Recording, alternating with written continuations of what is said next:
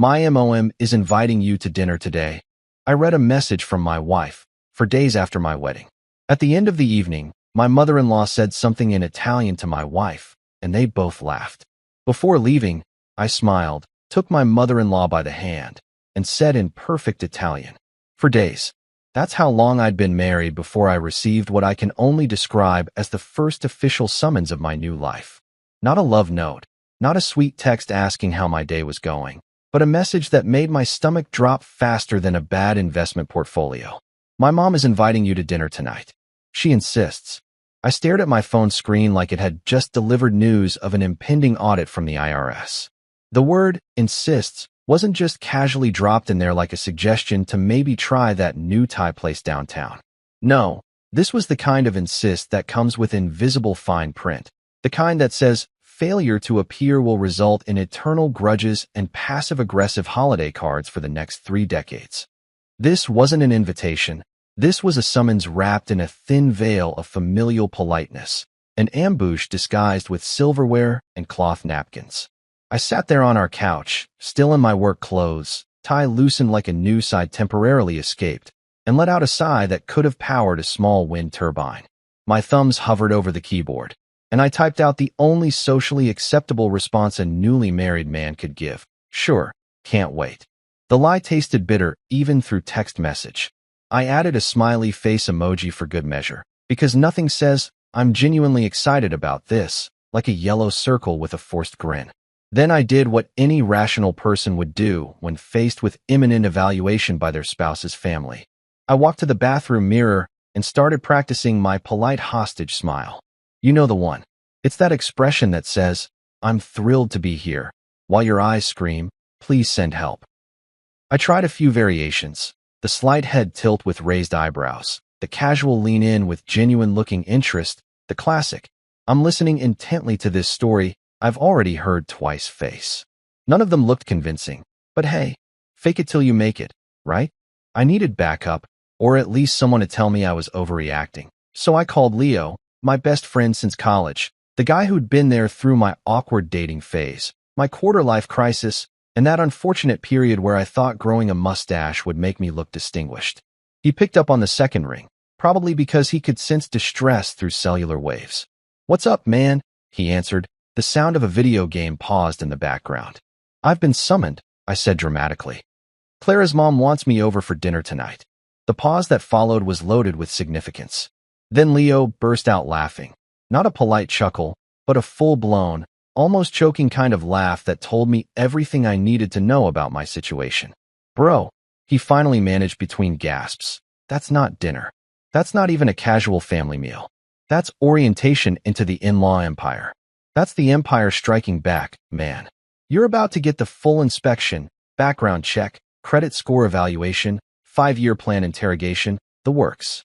"You're not helping," I muttered, though I knew he was probably right. Leo had been married for 2 years, which in married guy years made him basically a seasoned veteran, a wise sage who'd survived the trenches and lived to tell the tale. "Listen," he continued, his tone shifting to something resembling actual advice. "Just remember, everything you say tonight will be documented, analyzed, and potentially used against you at future family gatherings for the rest of your natural life. Don't mention anything about your college partying days. Don't bring up that time you accidentally set the kitchen on fire making quesadillas. And for the love of God, do not, I repeat, do not, criticize any of her cooking, even if it tastes like cardboard soaked in disappointment. Got it? Be perfect, be boring, be forgettable." Exactly. You're catching on. After hanging up with Leo, I looked at myself in the mirror again, this time with the grim determination of a soldier preparing for battle. I wasn't nervous. Okay, that's a lie. I was absolutely nervous, but I preferred to think of myself as strategically aware. See, here's the thing about a man's first dinner with his wife's family post-wedding. It's a performance that determines your social credit score for the foreseeable future. Nail it, and you're golden, invited to every birthday, holiday, and random Tuesday barbecue. Bomb it, and suddenly you'll develop a remarkable talent for forgetting about family gatherings, coming down with mysterious illnesses every Thanksgiving, and having urgent work emergencies whenever there's a family reunion. Clara came home about an hour before we needed to leave, looking annoyingly cheerful about the whole thing. She kissed me on the cheek and immediately went to the bedroom to change, humming some song I didn't recognize. Meanwhile, I stood there wondering if it was too late to fake a minor medical emergency. Nothing serious. Maybe just a sudden onset of food poisoning or a spontaneous allergy to in-laws. "You're going to love my mom once you get to know her," Clara called from the bedroom, as if reading my thoughts through walls. "I'm sure I will," I called back, which was technically not a lie because I phrased it as a future possibility rather than a current reality. I changed into what I hoped was an appropriate outfit. Nice jeans, not the ones with the hole near the pocket. A button-down shirt that said, "I'm responsible but not uptight," and shoes that I'd actually polished for once. I looked in the mirror one final time, straightened my collar, and gave myself a little pep talk that would have made any motivational speaker cringe. "You got this, Liam. You're a functional adult with a job, a car that runs most of the time, and a decent credit score. You can handle one dinner with your mother-in-law. People do this every day and survive." "Probably." Clara emerged from the bedroom looking effortlessly beautiful, which seemed unfair considering she wasn't the one about to be evaluated like a used car on a dealership lot. "Ready?" she asked, grabbing her purse. "As I'll ever be," I replied, which was perhaps the most honest thing I'd said all day. As we headed to the car, I realized that this dinner was inevitable, a rite of passage that every married person has to endure. This was my trial by fire, my initiation ceremony, my official welcome to the complex and sometimes terrifying world of extended family dynamics. I buckled my seatbelt and thought about Leo's words. Orientation into the in-law empire. Well, if tonight was orientation, I just hoped I'd pass the entrance exam. Clara's parents lived in one of those neighborhoods where every house looked like it had its own PR team and a strict dress code for visitors. You know the type. Manicured lawns so perfect they looked photoshopped, driveways that were cleaner than most people's kitchen floors, and an overall vibe that screamed, "Your Honda Civic doesn't belong here." As we pulled up to their house, I swear the entire street seemed to pause and judge us. Even the trees looked pretentious, standing there all tall and perfectly trimmed like they'd never had a bad hair day in their lives. The house itself was a monument to suburban success. 2 stories of "we're doing better than you" energy, complete with those fancy shutters that serve absolutely no functional purpose except to tell visitors that yes, these people have disposable income. The front porch had those decorative pillars that made the entrance look like a miniature version of a Greek temple, because apparently that's what says, "Welcome to our humble abode" these days. There was even a little fountain in the front yard, trickling water in that annoyingly peaceful way that made me instantly need to pee. I parked my car, which suddenly looked very aware of its Kia status, and took a deep breath that was probably 50% oxygen and 50% pure anxiety. Clara reached over and squeezed my hand, giving me one of those encouraging smiles that wives give their husbands right before they throw them into the deep end of the family pool. "They're going to love you," she whispered, which is exactly what people say when they're not entirely convinced of the statement themselves. "Sure they will," I replied, unbuckling my seatbelt with the enthusiasm of someone heading to a root canal. As we walked up the pristine stone pathway, seriously, not a single pebble out of place, I noticed that even the doorbell looked expensive. It was one of those fancy video doorbell things that probably had better security clearance than most government buildings. Before I could even reach for it, the door swung open, and there stood Clara's father, Marco. Now, Marco Romano was the kind of guy who'd clearly mastered the art of strategic neutrality. He had that diplomatic smile down to a science, warm enough to seem welcoming, but measured enough to maintain plausible deniability if things went south. He was wearing khakis and a polo shirt that screamed, "I'm casual, but I still iron my clothes," and his handshake was firm without being aggressive, friendly without being overeager. This was a man who'd spent years perfecting the delicate balance of being married to a strong-willed woman, and his entire demeanor suggested he'd learned when to speak up and, more importantly, when to strategically retreat to the garage. "Liam, good to see you again," he said, his voice carrying that careful enthusiasm of someone who'd been thoroughly briefed on proper greeting protocols. Come in, come in. How was the drive?" "Not bad," I replied, stepping into a foyer that looked like it had been staged for a home design magazine. "Traffic was pretty light." That's good, Marco nodded. already running out of small talk ammunition. I could see it in his eyes, the silent plea of one man to another that said, "I'm on your side, but I live here, so my hands are tied." Then, like a perfectly timed theatrical entrance, she appeared. Luciana Romano, my brand new mother-in-law, emerged from what I assumed was the kitchen, and let me tell you, this woman had presence. She didn't just walk into a room. She claimed it, conquered it, and immediately established the rules of engagement. Every single hair on her head was in its designated position, probably held there by a combination of expensive hair products and sheer force of will. She wore pearls, actual pearls, like they were casual, everyday accessories, and they sat around her neck like a choker of authority, a tangible reminder that this was her kingdom and we were all just visiting. Her outfit was what I'd call intimidatingly put together. A silk blouse that probably cost more than my monthly car payment, slacks with a crease so sharp they could slice bread, and shoes that clicked on the hardwood floor with the precision of a metronome keeping time to the rhythm of judgment. "Liam, darling," she said, and I immediately noticed that her smile didn't quite reach her eyes. It was the kind of smile you'd see in a corporate boardroom right before someone announces layoffs. She approached me with her arms slightly extended, and I braced myself for what turned out to be the most performative hug I'd ever experienced, complete with air kisses on both cheeks that came nowhere near actual contact with my face. Then she stepped back, and I felt her eyes scanning me from head to toe like one of those airport security scanners, except this one was checking for signs of inadequacy, poor life choices, and insufficient income brackets. Her gaze lingered on my shirt, a perfectly acceptable button-down that I'd literally bought last week, and I swear I could see her mentally cataloging everything wrong with it. "You look comfortable," she finally said, and the way she said comfortable made it sound like a diagnosis rather than a compliment.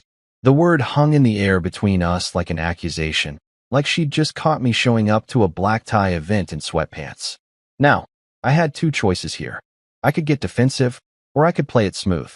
I chose smooth, channeling every ounce of confidence I could muster while internally screaming, "Thank you," I said with my best diplomatic smile, the one I'd been practicing in the mirror.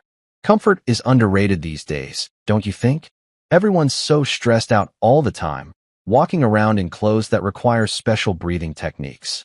I figure life's too short to be uncomfortable in your own shirt. Clara coughed slightly beside me, probably trying to cover a laugh or possibly a groan. It was hard to tell. Marco's eyes crinkled with what might have been amusement, though he quickly disguised it by suddenly becoming very interested in closing the front door. Luciana's expression didn't change, but I noticed the slightest tightening around her eyes, like she was recalculating her initial assessment. "Well," she said, drawing out the word like she was buying time to load her next verbal ammunition, "I suppose that's one way to look at it. Shall we move to the living room? Dinner won't be ready for another few minutes, and I thought we could chat." Chat was definitely code for interrogation, but I nodded pleasantly and followed her into a living room that looked like it had never experienced the joy of someone actually living in it. Everything was pristine, coordinated, and strategically placed. The throw pillows on the couch were arranged with geometric precision. The coffee table books were stacked in order of size. Even the damn magazines were fanned out at perfect angles. This wasn't a living room. This was a showroom, a carefully curated display of domestic superiority. I sat down on the couch, which was somehow both expensive feeling and deeply uncomfortable, probably by design. Clara sat next to me, close enough that our legs touched, and I was grateful for the moral support. Marco settled into an armchair with the relieved posture of someone who'd successfully navigated the opening ceremonies and could now fade into the background.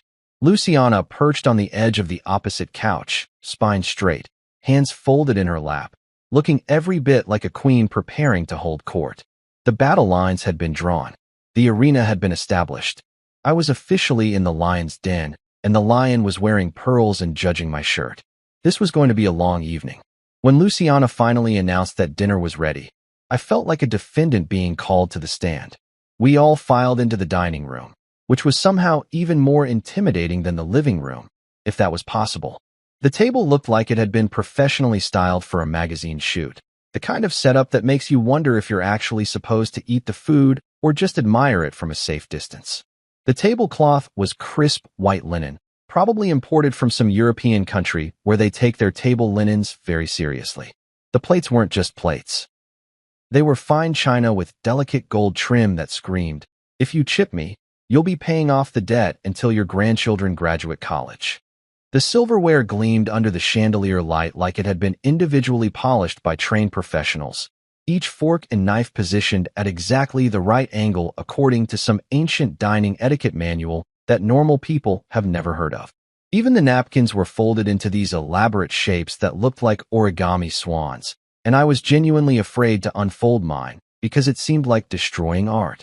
There were wine glasses, multiple wine glasses per person, actually, because apparently one glass isn't enough when you're trying to impress people. There were little plates for bread, separate plates for salad, and what I can only assume were specialty plates for foods I didn't even know existed. The whole setup had this unspoken message written all over it. We have standards here, and your IKEA dining set doesn't meet them. I sat down carefully, hyper-aware of every movement I made, like I was defusing a bomb made of social expectations and breakable dishware. Clara sat beside me, looking completely comfortable in this environment, which made sense since she'd grown up with this level of dinner theater. Marco took his seat at the head of the table with the weary acceptance of someone who'd sat through thousands of these performances.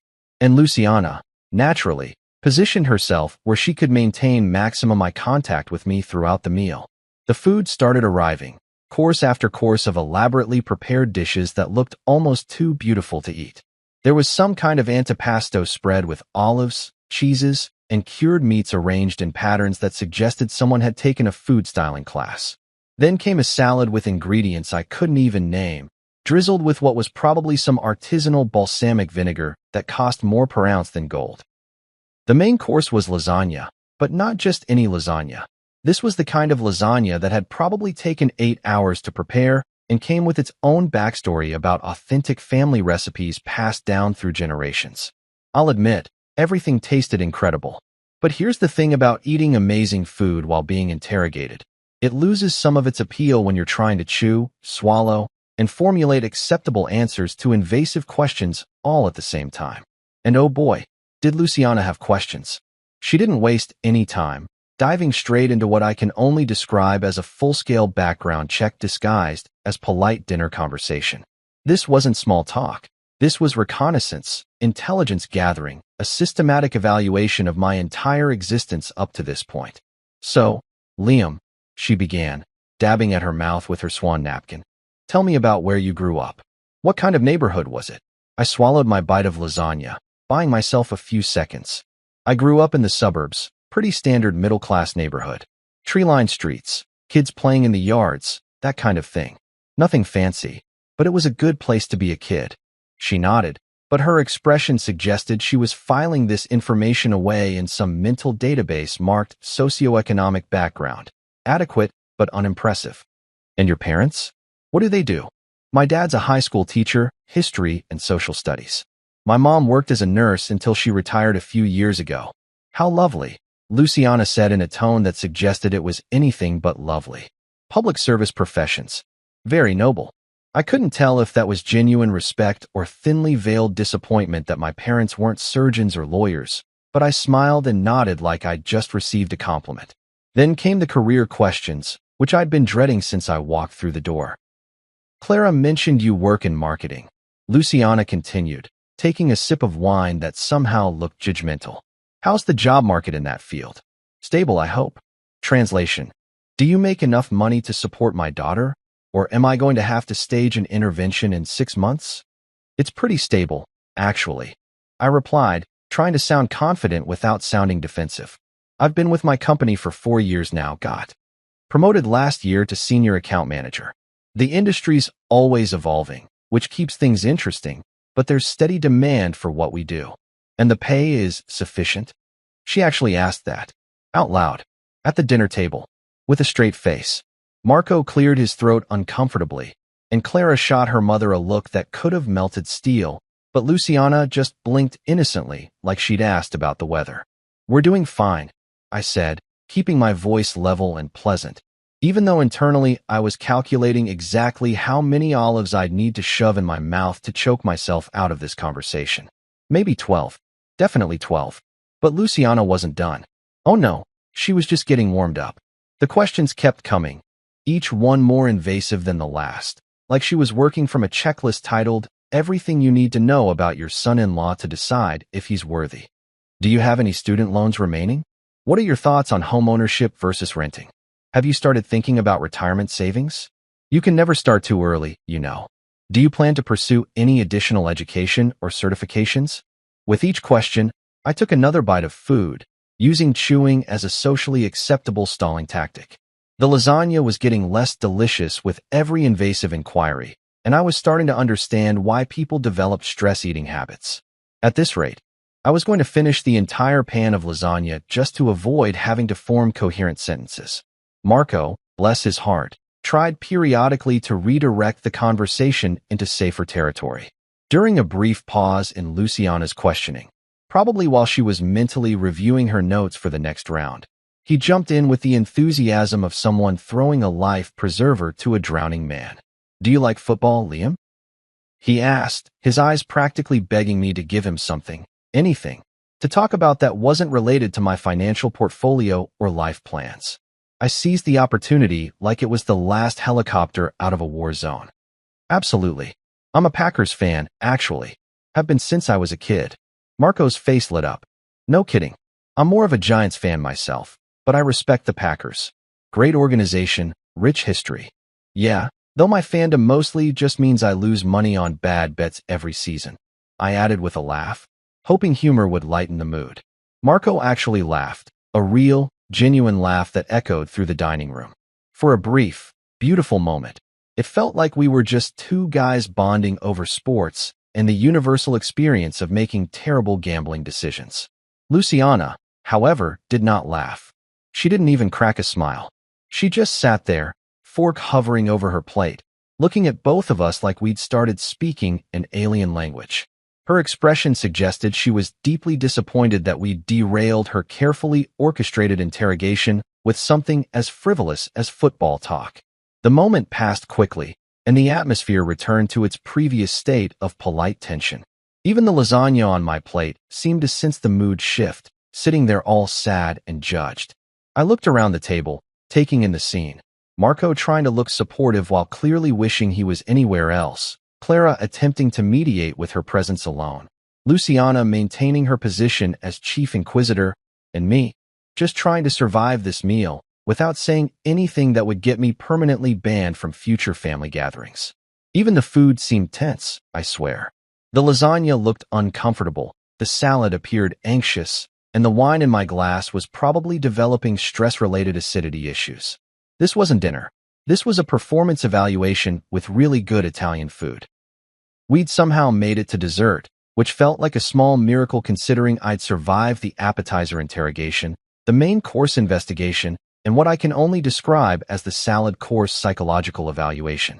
Luciana had brought out what she proudly announced was her homemade tiramisu, and I'll give her credit. It looked absolutely incredible. Layers of coffee-soaked ladyfingers and mascarpone cream dusted with cocoa powder, served in individual glass dishes that probably cost more than my monthly Netflix subscription. I was just starting to relax, thinking maybe I'd made it through the worst of it, when Clara's phone buzzed on the table. She glanced at the screen, and her expression shifted into that particular look that says, "Work emergency," or possibly, "My friend is having a crisis and needs immediate attention." "I'm so sorry. I need to take this," Clara said, already pushing her chair back. "It's Sarah.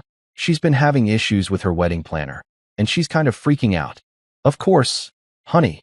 Go ahead," Luciana said, suddenly all sweetness and understanding, which should have been my first warning sign that something was about to go sideways.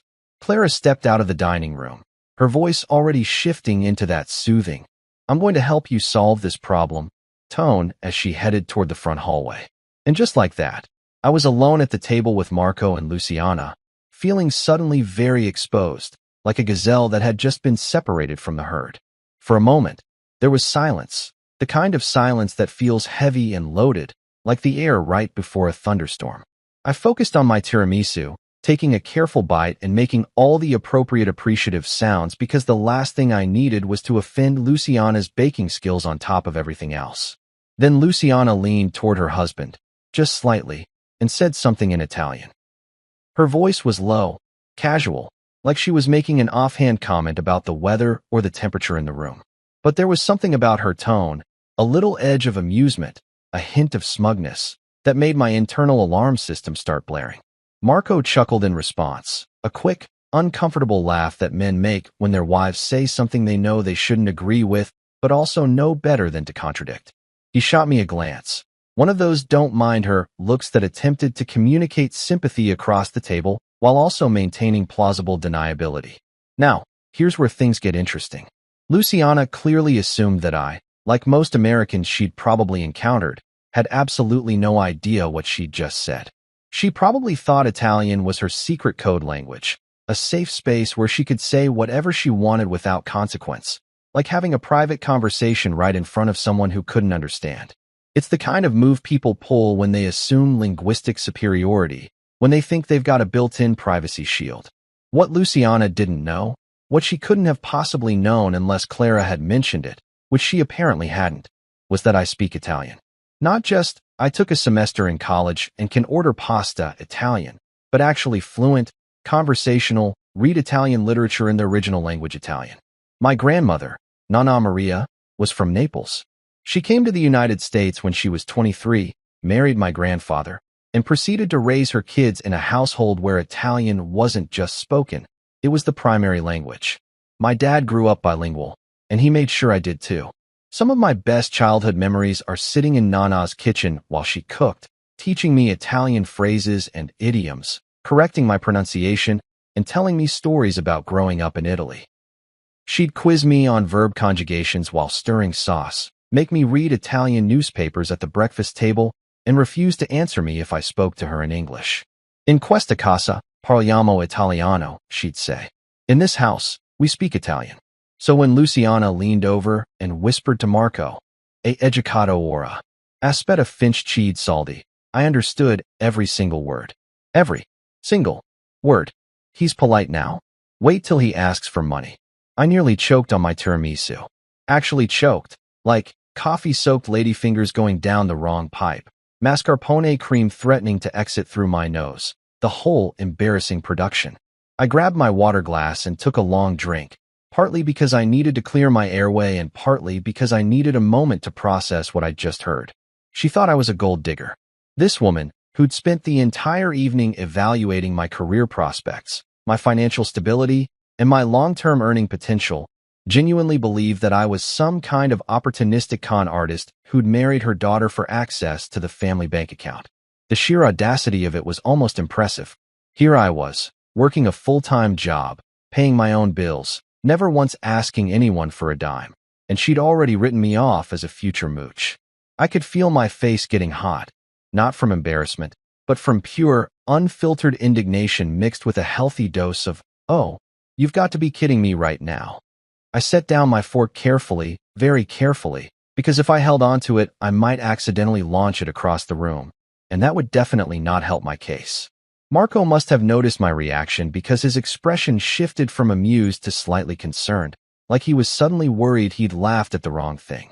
But Luciana just continued eating her tiramisu, completely oblivious to the fact that she'd just detonated a linguistic bomb right in front of someone who understood the explosion. I sat there for a moment, weighing my options.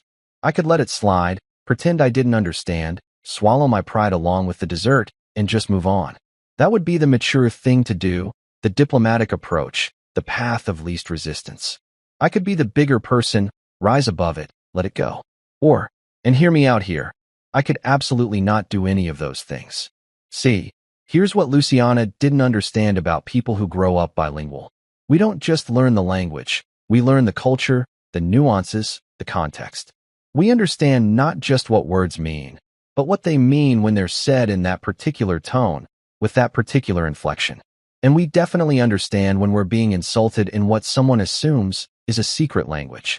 My nonna didn't raise me to sit quietly while someone talked trash about me in Italian right to my face. She raised me to be proud of my heritage, to value the gift of being bilingual, and to never, ever, let someone assume they could use language as a weapon without consequences. I smiled sweetly, taking another small bite of tiramisu, letting the moment stretch out just a little bit longer. Inside my head, I was already planning my response, crafting exactly what I was going to say and how I was going to say it. This wasn't going to be some aggressive confrontation or a dramatic scene. No, this needed to be handled with precision, with style, with just the right amount of surprise. I understood everything you just said, and now you're going to regret it. Luciana caught my eye and smiled at me. One of those patronizing smiles that said, "You poor, oblivious American boy who has no idea what I just said about you." She probably thought she was being so clever, so subtle. She probably felt quite pleased with herself for getting away with her little commentary. Oh, Luciana. Sweet, unsuspecting, about to have her entire evening turned upside down Luciana. I was about to serve her a slice of humble pie to go with that tiramisu, and unlike her dessert, mine was going to be delivered in her native language. The setup was perfect. Clara was still on the phone in the other room, giving me the space to handle this my way.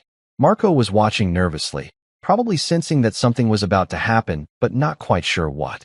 And Luciana was sitting there, completely confident in her assumed linguistic superiority, with absolutely no idea that the polite, accommodating son-in-law she'd been judging all evening was about to flip the entire script. I set down my spoon, dabbed my mouth with my napkin. The swan had been destroyed anyway, no point in trying to preserve it now, and prepared to introduce Luciana to a side of me she hadn't anticipated meeting. This was going to be good. This was going to be very, very good.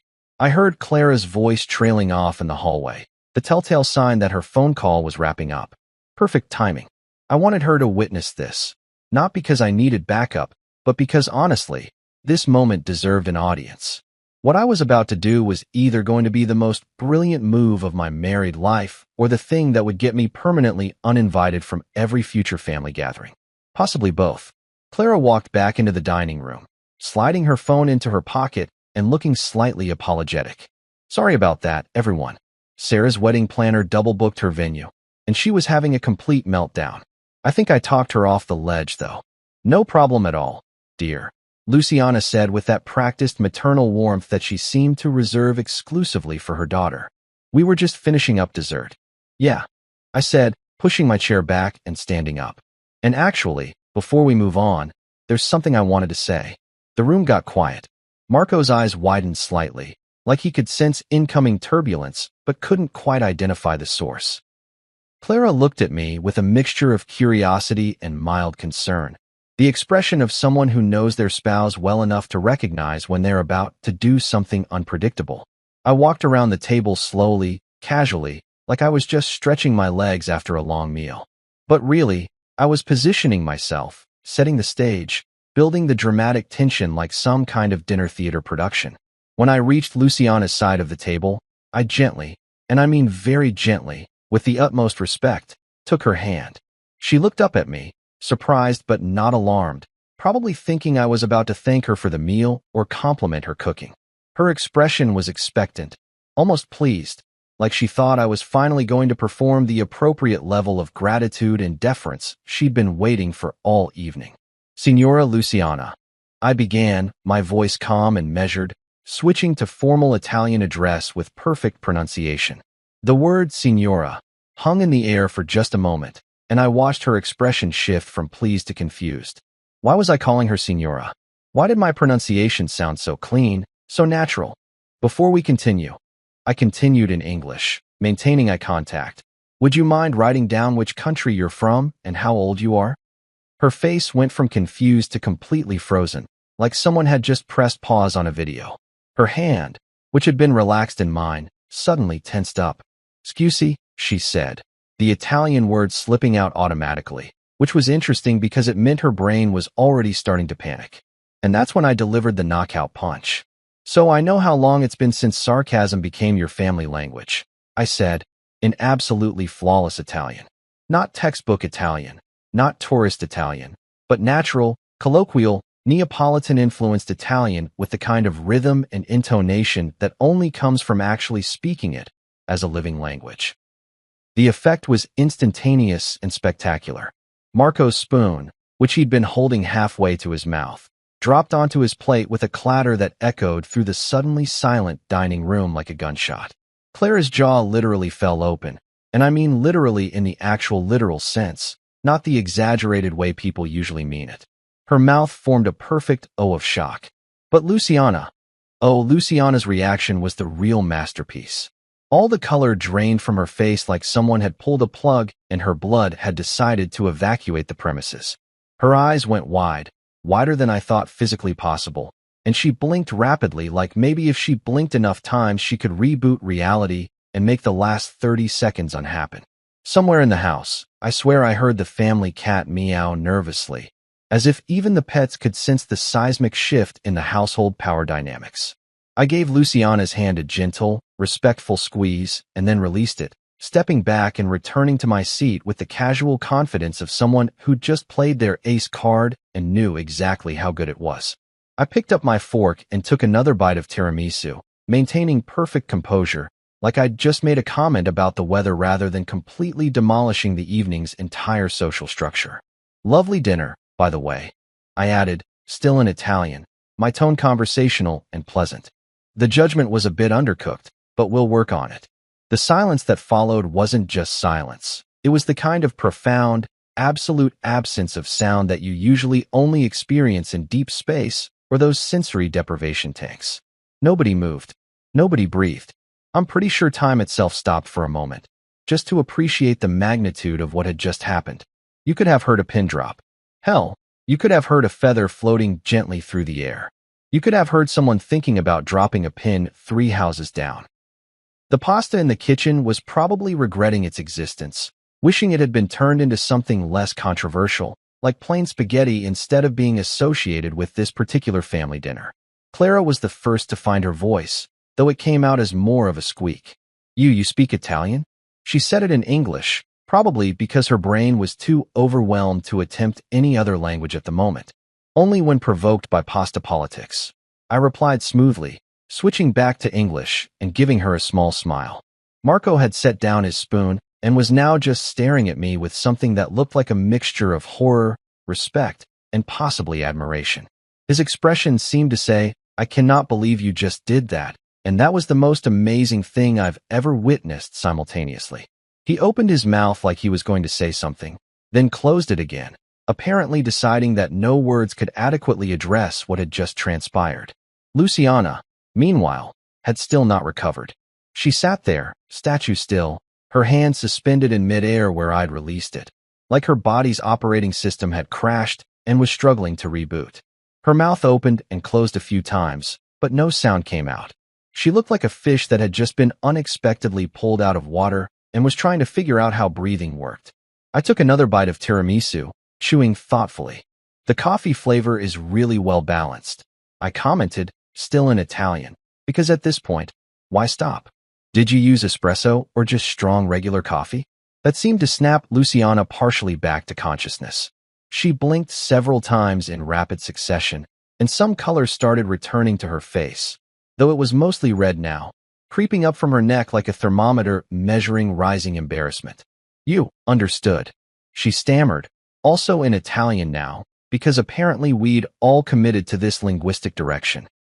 When I said that I'm polite now, but you should wait until I ask for money, I finished for her, my tone still pleasant and conversational, like we were discussing a recipe rather than her earlier character assassination. Yes, I understood that perfectly. My grandmother would be so proud that her years of Italian lessons are still paying off. She always said, Liam, you never know when being bilingual will come in handy. Turns out, Nana was right. Clara made a sound that was somewhere between a gasp and a laugh, quickly covering her mouth with her hand. Marco had picked up his wine glass and was taking a very long, very deliberate drink, clearly using it as an excuse to not have to participate in this conversation. I didn't mean, Luciana started, but her voice faltered. How exactly do you walk back an insult that you thought was secret but turned out to be perfectly understood? Oh, I think you meant exactly what you said, I replied, still keeping my tone light and friendly, which somehow made it more devastating. And that's fine. You don't know me yet, so I understand the skepticism. But here's the thing, Signora Luciana. I work 45 hours a week at a job I'm good at. I pay my own bills. I've never asked anyone for money since I graduated college, and I married your daughter because I love her, not because I'm auditioning for the role of family financial burden.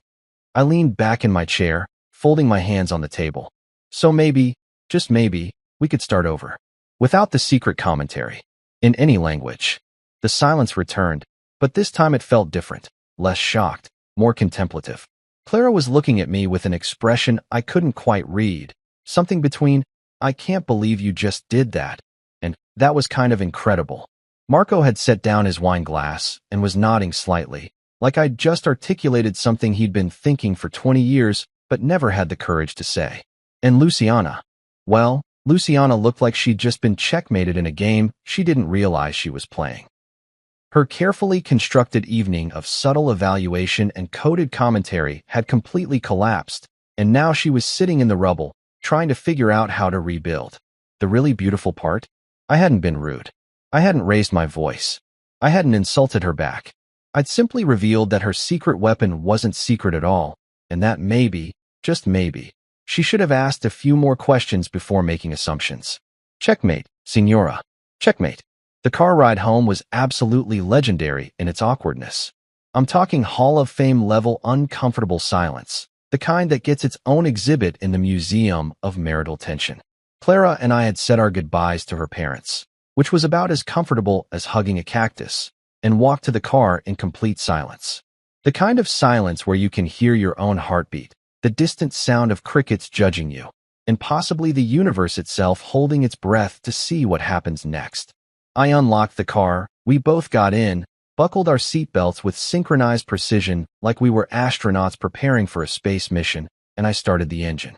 The radio came on automatically, some pop song about love and summer nights, and Clara immediately turned it off. That's how you know things are serious. When someone voluntarily chooses silence over background music, you're in uncharted territory. We pulled out of her parents' driveway, and I could feel Clara's eyes on me. Not angry eyes exactly, but definitely processing eyes. The kind of look that says, I have thoughts, many thoughts, and I'm organizing them into coherent arguments as we speak. We made it approximately 3 blocks before she broke. You speak Italian? She said, her voice a mixture of disbelief and something else I couldn't quite identify. You speak Italian? Since when? How? Why didn't you tell me? I kept my eyes on the road, mostly because I was trying not to smile too obviously. Since I was a kid. My nonna? My dad's mom. She's from Naples. She basically raised me bilingual, made me speak Italian at home, taught me all the verbs, the whole deal. And you never thought to mention this? Clara's voice went up about half an octave. We've been together for 2 years, Liam. 2 years. We've had countless conversations. We got married. At what point were you planning to drop the, oh, by the way, I'm fluent in Italian bomb? I shrugged, finally allowing myself a small grin. It never really came up? I mean, it's not like I was actively hiding it. You never asked if I spoke any other languages. We don't exactly hang out in Italian restaurants where I'd have reason to bust it out. Clara stopped herself, clearly torn between multiple emotions. That's not the point, Liam. Okay, so what is the point?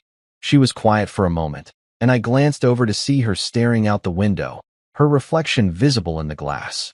You embarrassed her, she finally said, but her voice was softer now, less accusatory. I translated her own script.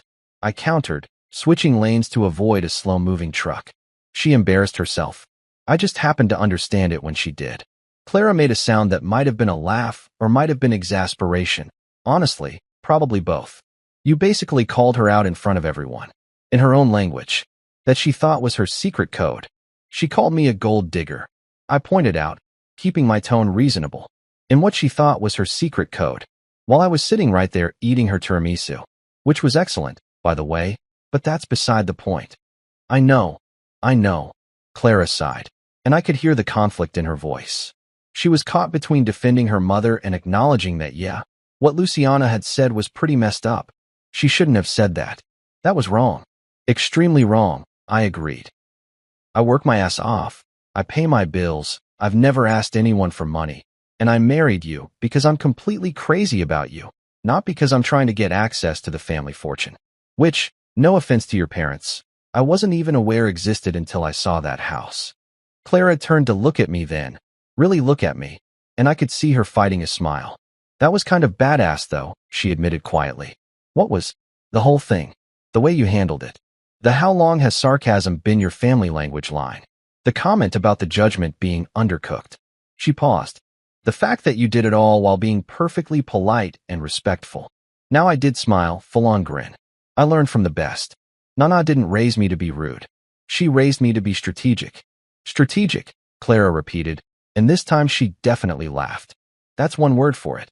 We drove in silence for a few more minutes, but this time it was different, less tense, more thoughtful.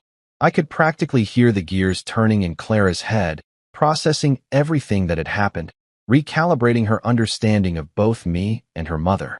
You know she's going to call me tomorrow, Clara said eventually. Probably first thing in the morning. Maybe even tonight when we get home. Oh, absolutely, I agreed. I'd be shocked if your phone doesn't ring before we pull into our driveway. She's going to be upset. She's going to be embarrassed, I corrected. There's a difference. Upset is what you are when someone wrongs you. Embarrassed is what you are when you get caught doing something you shouldn't have been doing. Clara was quiet again, and then she said something that surprised me. You know what? Good. Maybe she needed to be embarrassed. Maybe she needed someone to finally call her out on her stuff. I glanced over at her, eyebrows raised. Really, don't get me wrong. I love my mom, Clara said quickly, but she can be a lot. She's always been this way, judging people, making assumptions, thinking she knows best about everything. And my dad and I just kind of let her do it. Because it's easier than confronting her. Well, consider her confronted, I said dryly. Clara laughed again, and this time it was genuine, unreserved. Oh my God, her face. Did you see her face when you started speaking Italian? I thought she was going to pass out right there at the table. Marco dropped his spoon, I added. It was like a cartoon. I half expected it to bounce. And when you said the judgment was undercooked, Clara was really laughing now, the kind of laughter that's almost crying, the kind that releases tension that's been building for hours. I wanted to die. I wanted to sink through the floor. But also, I kind of wanted to applaud. We pulled up to a red light, and I looked over at her. She was wiping tears from her eyes, still giggling, her whole body shaking with laughter. And suddenly, I wasn't worried anymore. Whatever happened next with Luciana, whatever phone calls came, whatever family dynamics needed to be navigated, we were okay. Clara and I were on the same team. The light turned green, and I accelerated through the intersection. Clara's phone buzzed in her purse.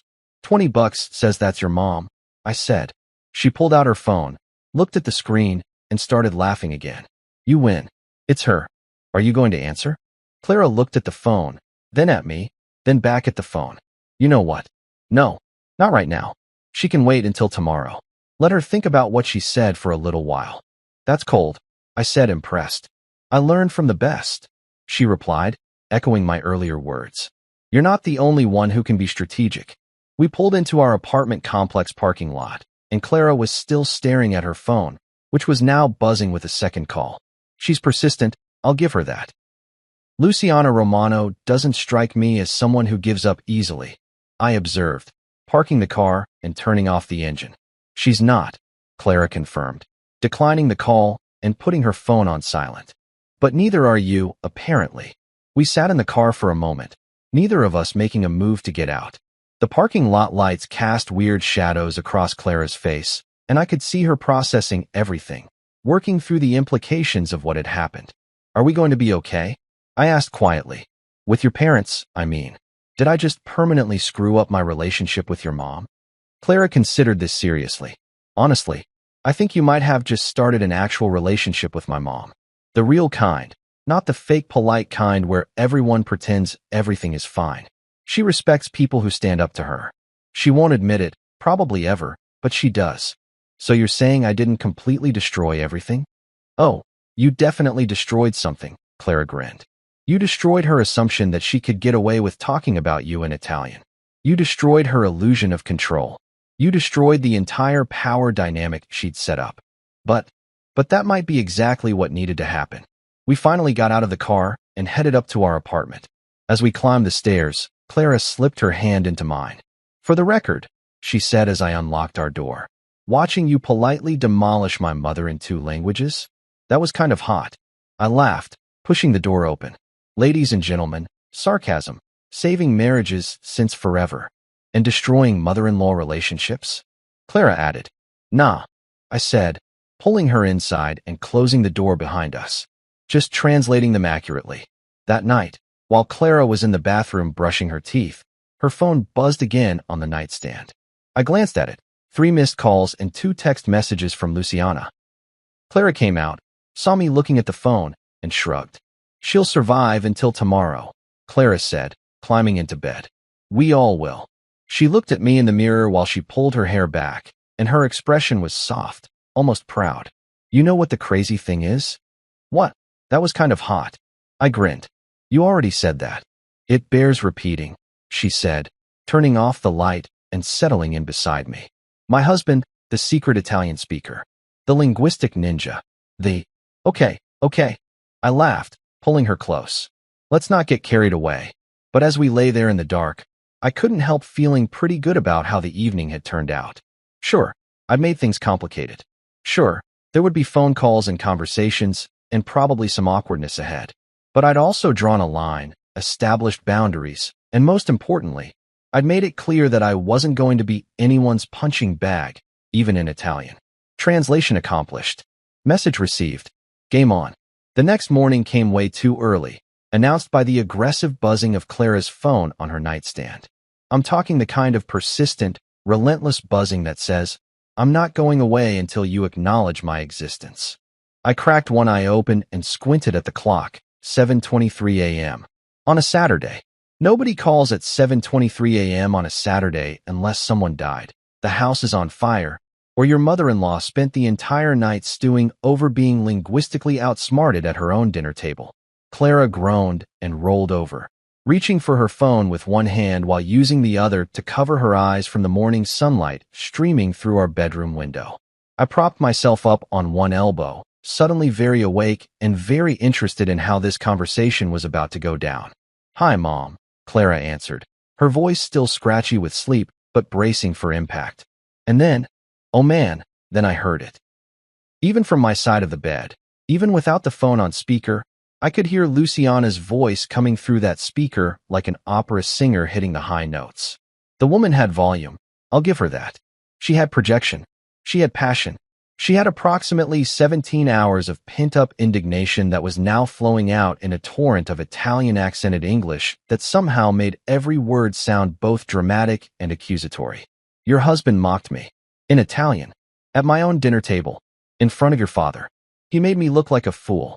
Clara sat up fully now, running her free hand through her bedhead hair, and I watched her face cycle through several emotions: sympathy, annoyance, amusement, and finally, something that looked like resolution. She took a deep breath, and I could literally see her spine straightening, her shoulders squaring. This was it. This was the moment where Clara was either going to defend her mother's honor or draw a line in the sand.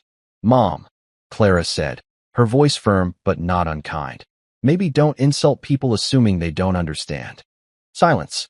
Beautiful, glorious, stunned silence on the other end of the phone. I could practically hear Luciana's brain short-circuiting, trying to process the fact that her daughter, her own daughter, was not automatically taking her side in this situation. What? Clara, he was rude. He embarrassed me." "No, Mom," Clara continued, "and I was falling in love with my wife all over again in real time. He called you out for being rude. There's a difference. You literally called him a gold digger while he was sitting right there eating your tiramisu. What did you think was going to happen when he understood every word?" More silence. This one felt heavier, more loaded. I imagined Luciana standing in her pristine kitchen, probably already fully dressed and made up even though it wasn't even 7:30 a.m., her free hand clutching her pearls. Literally or figuratively, possibly both. "I didn't know he spoke Italian," Luciana said, but her voice had lost some of its fire. Now she just sounded defensive, which was at least a step in the right direction from full-blown outrage. "That's not really the point though, is it?" Clara replied, and I was genuinely proud of her for not backing down. "The point is you shouldn't have said it at all. In any language. About my husband. At your dinner table. While he was a guest in your home." I heard muffled sounds that might have been Luciana trying to formulate a response, or possibly just breathing heavily into the phone. "Hard to tell. He's a good man, Mom," Clara said, softer now. "He works hard. He treats me well, and he's never asked anyone for anything. You owe him an apology." And then Clara did something that absolutely killed me. She looked over at me, made direct eye contact, and mouthed the words, "I love you," while her mother continued sputtering on the other end of the line. The call went on for another few minutes, with Luciana gradually deflating from operatically offended to grudgingly contemplative. When Clara finally hung up, she flopped back onto the pillows and stared at the ceiling. "Well," she said, "that was fun." "Checkmate," I said, grinning at her. She turned her head to look at me. "She's not going to apologize, you know. Not directly. That's not how Luciana Romano operates." "I know," I replied. "But the fact that you stood up for me means everything." "You're my husband," she said simply. "That's literally my job description." I pulled her close and kissed the top of her head. "Still, thank you." "Thank me by making coffee," she mumbled into my chest. "It's too early for family drama without caffeine." Later that morning, after we'd caffeinated sufficiently and Clara had filled me in on the full details of the conversation, including the part where Luciana tried to claim she was just testing my character, which was absolutely ridiculous, but whatever. My phone buzzed with a text message. From Marco. I opened it with a mixture of curiosity and slight dread, not sure what to expect. Was he going to yell at me via text? Demand I apologize? Uninvite me from future family gatherings? The message read, "You handled that better than I did in 20 years. Coffee sometime." I literally laughed out loud, startling Clara, who was curled up on the couch scrolling through her phone. "What's so funny? Your dad just asked me to get coffee," I said, showing her the message. Clara read it and smiled. "Of course he did. You're officially part of the Surviving Luciana Club now. It's very exclusive. Membership benefits include commiseration, war stories, and tactical advice on how to avoid controversial topics at holiday dinners." I typed back, "Would love to. Name the time and place." His response came almost immediately. "Tuesday, 10 a.m., that cafe on Maple Street." "And Liam? Welcome to the family. The real one." I showed Clara, and she actually got a little teary-eyed. "He never does this," she said quietly. "He never reaches out to people like this. You really impressed him."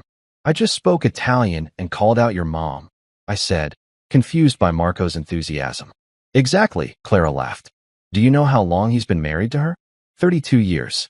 32 years of nodding and agreeing and strategically hiding in the garage. And you, on day 4 of being officially family, just waltzed in there and politely, but firmly told her she was out of line. In her native language. He probably thinks you're some kind of superhero." By Monday, the story had spread through my office faster than a rumor about free donuts in the break room. I'd made the mistake of mentioning it to my coworker Derek during our morning coffee run, and Derek, who has the discretion of a town crier with a megaphone, had apparently told everyone in the building by lunchtime. "Dude," my colleague Sarah said, rolling her chair over to my desk, "I heard you basically subtitled your mother-in-law's trash talk in real time." "That's actually a pretty accurate description," I admitted.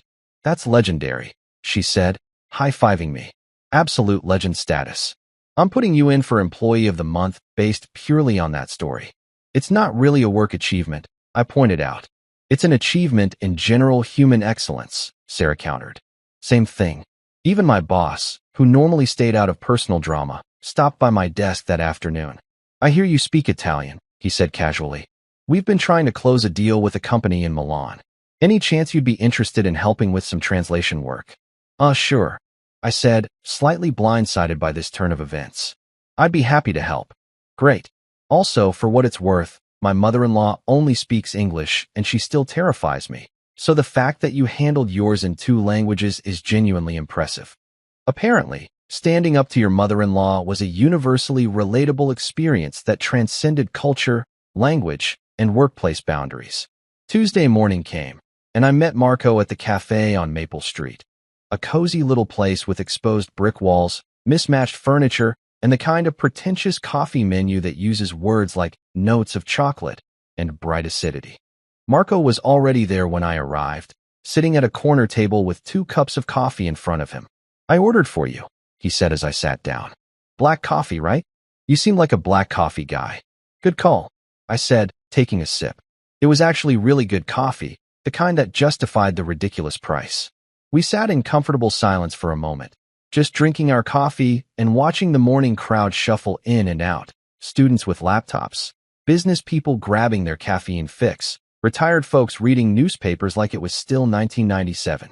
So, Marco finally said, setting down his cup and looking at me directly. That dinner. Yeah, I replied carefully. That dinner. Luciana's been difficult since then, he continued. Not angry exactly. More like deflated? Thoughtful. It's weird. I haven't seen her like this in years. I didn't mean to cause problems. I started, but Marco held up a hand. Problems? Son, you did me a favor. Do you know how long I've been married to that woman? How many times I've watched her steamroll people with her opinions and judgments? How many times I've wanted to say something but didn't because, well, you know, happy wife, happy life, and all that. But you love her, I said, because that seemed important to acknowledge.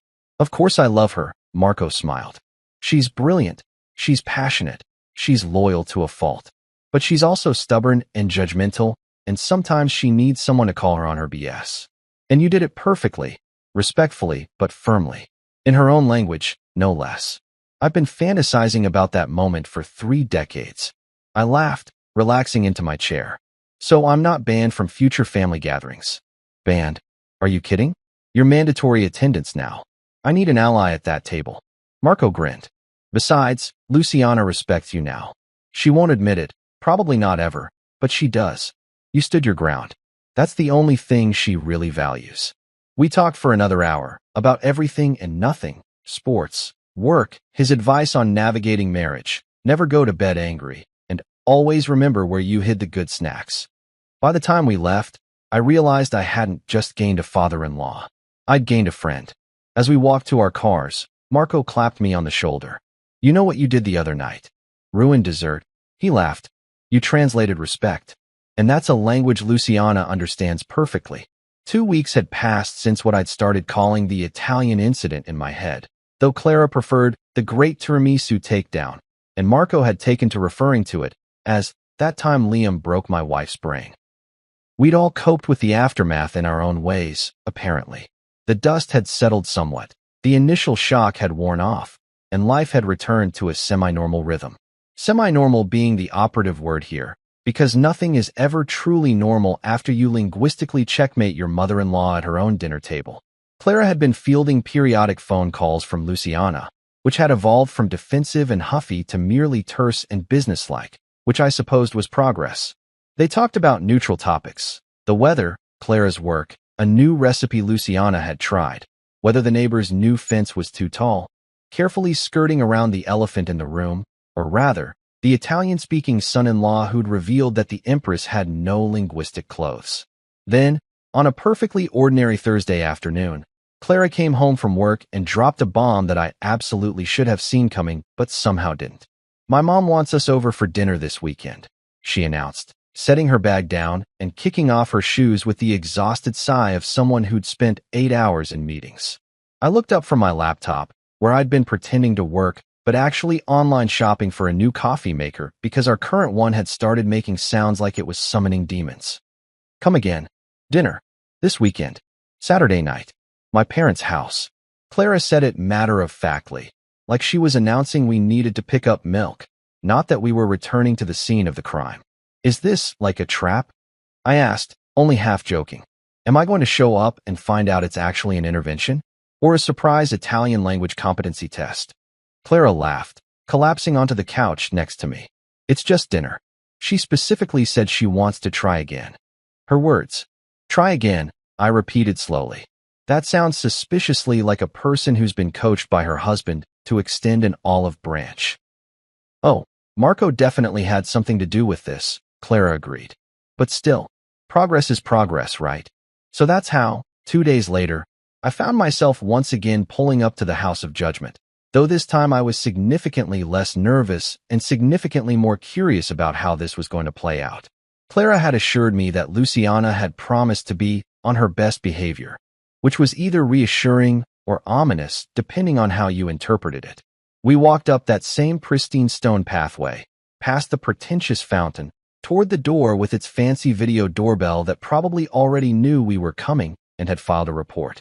Before we could even knock, the door swung open. Marco stood there, and I swear the man looked relieved to see us, like we were reinforcements arriving at a siege. Liam, Clara, right on time.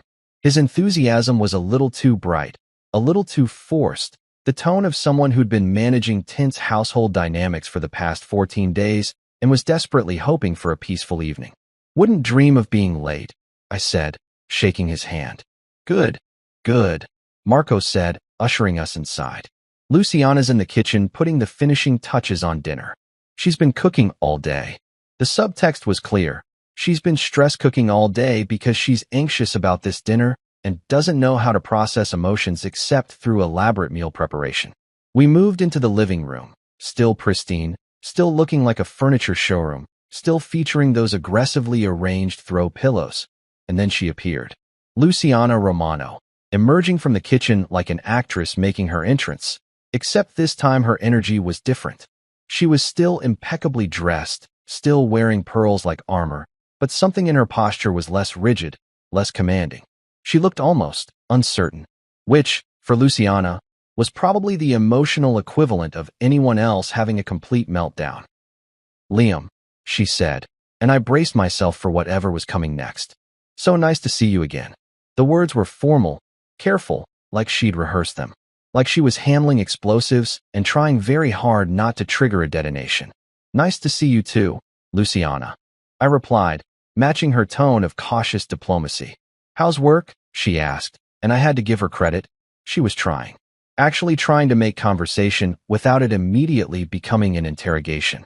Stable, I said, and then because I apparently can't help myself, I added, my colleagues now call me Google Translate. There was a beat of silence where everyone held their breath, and then Marco started laughing. Not a polite chuckle, but a full, genuine laugh that echoed through the living room. Luciana shot him a glare that could have frozen lava, but I definitely noticed, the tiniest twitch at the corner of her mouth. Not quite a smile, but not quite not a smile either. Progress. Dinner was a considerably quieter affair than the last one. The table was still set with museum-quality dishware. The food was still elaborate and probably took an entire day to prepare, but the atmosphere was different. Less performative, less tense. Luciana asked polite questions about Clara's work, about my work, about whether we'd had a chance to watch that new show everyone was talking about. The questions were surface level but genuinely interested, not loaded with hidden agenda or ulterior motive. She didn't switch to Italian once. Not even a little bit. Not even when she was talking to Marco about something mundane, like whether they needed more olive oil. She spoke English the entire evening, and I couldn't tell if that was out of respect, caution, or just sheer determination not to give me any ammunition. But here's the thing about sitting through dinner with someone who's trying very hard to be on their best behavior. You start to see the effort. And the effort itself is actually kind of endearing. Every time Luciana caught herself about to say something judgmental and visibly course-corrected, every time she took a breath before asking a question to make sure it wasn't invasive, every time she smiled at me without that edge of evaluation, it was visible. The woman was working overtime to reset our relationship, and I had to respect that. About halfway through the main course, some kind of chicken dish that was probably called something fancy in Italian, but I wisely didn't ask, something clattered in the kitchen. We all heard it, a distinct crash followed by the sound of liquid hitting the floor. The wine. Luciana gasped, jumping up from her chair. She rushed to the kitchen, and we all followed to find that a bottle of red wine had somehow fallen from the counter and shattered on the floor, creating a crimson crime scene all over her pristine white tiles. Oh no, Luciana muttered, already grabbing paper towels, her carefully maintained composure cracking. The grout will stain. I just had these cleaned. Hey, it's okay, I said, and before I could overthink it, I knelt down and started helping her clean up the glass. Just wine. Just tiles. Nothing that can't be fixed. Clara grabbed the mop while Marco got the dustpan, and for a few minutes we all just worked together cleaning up the mess. No drama, no blame, just a family dealing with a minor domestic disaster. When the floor was finally clean, or at least clean enough that we weren't going to track red footprints through the house, Luciana stood up and looked at me. Really looked at me, like she was seeing me properly for the first time. Thank you, she said quietly. For helping. Of course, I replied. Besides, accidents happen to everyone. Even the best. I paused, then added with a slight grin, and the bilingual. I held my breath. not sure if the joke would land or if I'd just torpedoed the entire evening's worth of détente. Luciana stared at me for a moment, her expression unreadable. Then, and I'm not making this up, she chuckled. Actually chuckled. It was small, barely more than an exhale with humor attached, but it was genuine. Even the bilingual, she repeated, shaking her head. You're terrible. I've been told, I said, and Marco laughed from behind us. We returned to dinner, and something had shifted. The conversation flowed more naturally. Luciana told a story about her own mother, Clara's grandmother, who apparently had been even more formidable and judgmental than she was, which explained a lot, actually. Marco chimed in with embarrassing stories about Clara as a kid, which she pretended to hate, but was clearly enjoying. I contributed some stories about my own chaotic family gatherings, including the time my uncle tried to deep fry a turkey and nearly burned down the garage. When dessert came out, panna cotta this time, not tiramisu, probably a strategic choice. Luciana served it without ceremony or comment. We ate and talked, and it felt almost normal, like we were just a family having dinner, not actors performing carefully scripted roles. As the evening wound down and Clara and I prepared to leave, Luciana walked us to the door. Marco had already given us both hugs and extracted a promise from me to meet for coffee again soon, and now it was just the three of us standing in that grand foyer. Thank you for coming, Luciana said, directing the comment mostly at me. I know the last time was difficult. Water under the bridge, I said, meaning it. Or wine under the tiles, as the case may be. She smiled. Actually smiled, a real one that reached her eyes. You're growing on me, Liam. Slowly, like mold. I laughed, surprised and delighted by the comparison.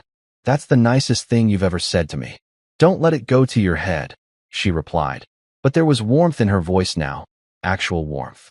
In the car on the way home, Clara grabbed my hand and squeezed it. That went well, she said, sounding almost surprised. It did, I agreed. Your mom made an effort. A real one.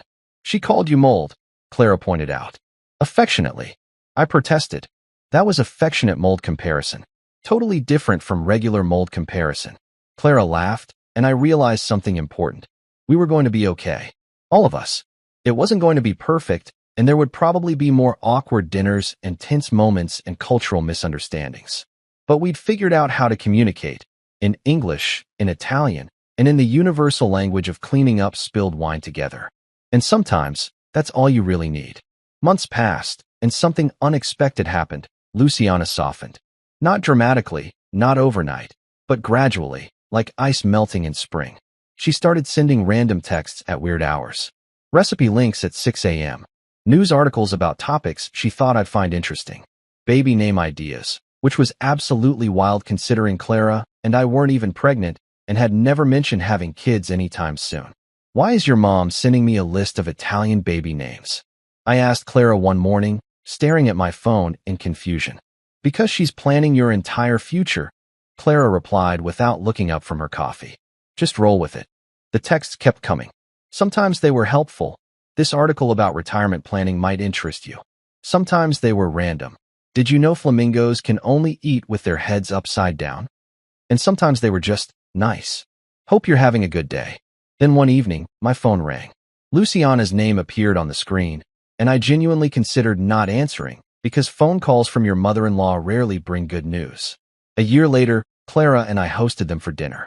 Same menu, same setup, but now I was the cook, which felt like some kind of cosmic role reversal.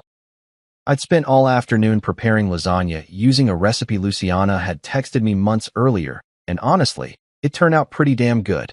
When Luciana took her first bite, she looked genuinely impressed. This is excellent, Liam. Really excellent. Careful, I said, grinning. That's how you end up liking your son-in-law. Too late, she smirked. I already do. We laughed, all of us, and it felt natural. Real. After dessert, Luciana did something that shocked me. She switched to Italian. Slowly, nervously, like she was testing out new words. Grazie, per avermi insegnato il rispetto. Thank you for teaching me respect.